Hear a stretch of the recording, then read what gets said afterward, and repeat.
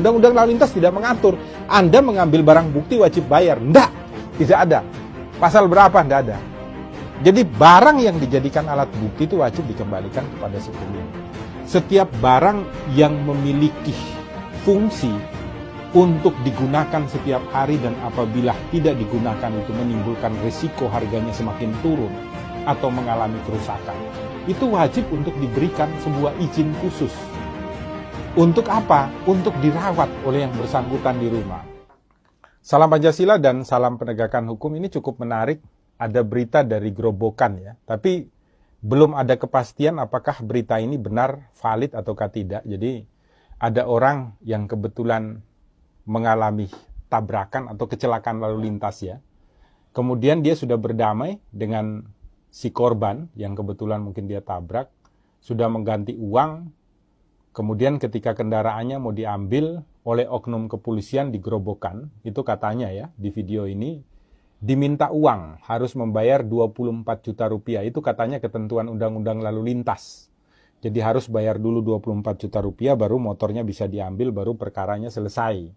Hal seperti ini mungkin sering terjadi ya terhadap kita. Jadi yang ingin kami bahas di Rumah Pancasila, bukan situasi ini, karena ini kita belum tahu benar ataukah tidak. Seandainya umpamanya benar ya tolong Pak Kapolda Jawa Tengah memerintahkan Dirlantas untuk melakukan pemeriksaan ya terhadap oknum polisi lalu lintas yang mungkin benar melakukan permintaan uang kepada yang bersangkutan. Jadi begini, Undang-Undang lalu lintas itu hanya mengatur ketika poin pertama, Anda berhadapan langsung dengan negara. Nah, contohnya begini, ketika Anda mengendarai kendaraan tidak membawa SIM, tidak memakai helm, tidak memiliki STNK, ini Anda berhadapan bukan dengan orang individu dalam lingkup privat, tetapi Anda berhadapan langsung dengan negara. Maka di dalam Undang-Undang lalu lintas ada ketentuannya, umpamanya tidak pakai helm, Anda akan dipenjara 2 bulan penjara atau denda sebesar Rp200.000 maksimal. Karena Undang-Undang lalu lintas itu hukum pidananya ultimum remedium, maka diutamakan terlebih dahulu pembayaran dendanya. Jadi ketika Anda itu disidangkan, Anda akan diperintahkan umpamanya membayar Rp75.000 atau masuk penjara selama 3 hari. Ketika Anda bayar Rp75.000, maka Anda tidak perlu masuk penjara selama 3 hari. Itu ketentuan Undang-Undang lalu lintas.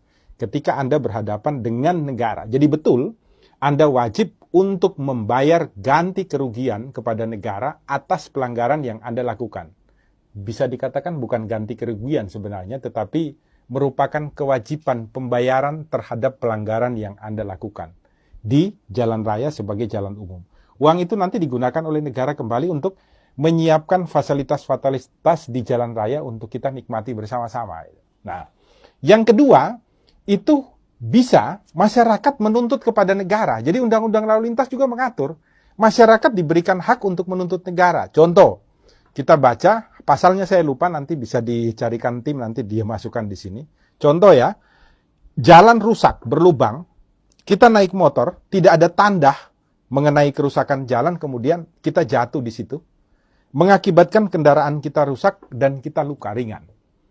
Itu negara yang diperintahkan untuk mengganti rugi kepada kita maksimal Rp25 juta. Kalau sampai akibat jalan rusak, kita jatuh dan meninggal dunia, itu negara wajib mengganti kita sebesar Rp125 juta. Jadi ada tarafnya. Mulai dari kerusakan paling kecil, luka paling kecil, sampai yang paling berat. Jadi bukan orang yang bersangkutan yang harus mengganti kepada negara, tetapi negara yang diberikan kewajiban. Untuk apa? Untuk membayar ganti rugi kepada kita akibat menderita. Kenapa demikian? Karena kita sudah bayar pajak nih, melalui pembuatan SIM, STNK, dan pajak lain-lain, sehingga negara itu wajib untuk membuat jalan itu menjadi tempat yang bagus untuk kita semua melintas, pergi bekerja, sekolah, dan lain sebagainya. Jadi ketika jalan rusak, tidak ada rambu-rambu, kita kecelakaan, kerusakan, ataupun luka, semuanya wajib diganti oleh negara. Di dalam undang-undang itu disebutkan, kalau saya tidak salah itu adalah penanggung jawab jalan raya. Jadi ada penanggung jawabnya beda-beda ya. Ada kabupaten, ada wilayah provinsi, kemudian ada yang masuk di dalam jalan nasional, itu masuk di dalam Menteri Perhubungan. Jadi tanggung jawabnya beda-beda. ada nanti itu dari wilayah kota, umpamanya kabupaten atau kota madya, ada dari provinsi, dan kemudian ada juga yang dari pemerintah pusat. Nanti bisa ini sama-sama. Kemudian yang ketiga itu adalah poin ketika terjadi masalah antara masyarakat satu dengan masyarakat yang lain. Jadi kecelakaan di jalan. Saya sama si A kebetulan saling bertabrakan di jalan. Yang melanggar lalu lintas umpamanya si A. Mengakibatkan kendaraan saya rusak, mengakibatkan saya umpamanya luka.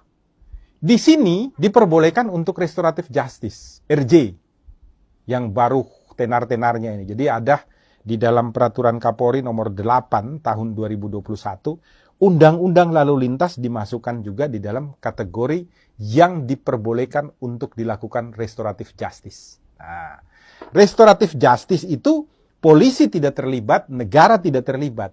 Tetapi polisi dan negara mendorong kedua belah pihak untuk duduk bersama, berdiskusi menyelesaikan masalahnya secara baik-baik. Jadi oh ya, kayak peristiwa ini ya, si korban dan kemudian orang yang melakukan kejahatan dalam hal ini menabrak, melanggar lalu lintas, mereka duduk bersama truk, kemudian mereka berbicara, ya sudah, mobilmu atau motormu saya ganti sekian, ongkos rumah sakit sekian, setuju. Begitu dibayar umpamanya 8 juta selesai, maka polisi kemudian mengeluarkan surat penghentian proses penyelidikan dan penyidikan. Dihentikan. Tanpa polisi boleh meminta uang, tidak boleh. Perkaranya langsung dihentikan begitu saja. Surat penghentian daripada penyidikan ini dilaporkan kepada jaksa pembaca berkas. Perkaranya selesai. Barang bukti berupa motor yang kebetulan waktu itu ketika kecelakaan umpamanya disita oleh polisi untuk dijadikan barang bukti, dikembalikan kepada pemiliknya tanpa minta bayaran 1 sen pun. Undang-Undang Lalu Lintas tidak mengatur Anda mengambil barang bukti wajib bayar. Tidak ada. Pasal berapa? Tidak ada. Jadi barang yang dijadikan alat bukti itu wajib dikembalikan kepada si pemilik. Bahkan di dalam KUHP itu ada ketentuannya, diatur di sana. Setiap barang yang memiliki fungsi untuk digunakan setiap hari dan apabila tidak digunakan itu menimbulkan risiko harganya semakin turun atau mengalami kerusakan, itu wajib untuk diberikan sebuah izin khusus. Untuk apa? Untuk dirawat oleh yang bersangkutan di rumah.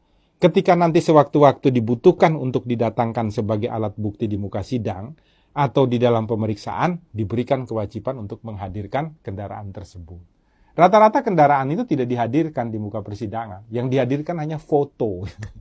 Jadi kendaraan itu harus dikembalikan. Jadi besok-besok kalau Anda ya mengalami kecelakaan dimanapun, kemudian kendaraannya disita oleh kepolisian, ketika Anda datang untuk mengambil, permasalahan perkaranya sudah selesai, mengambilnya tidak ada pembayaran apapun.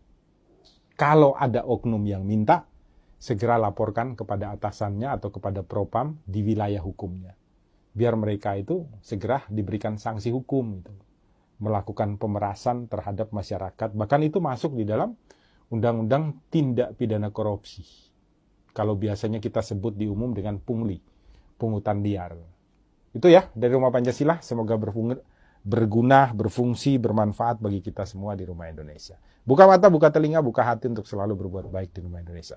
Salam Pancasila dan salam penegakan hukum.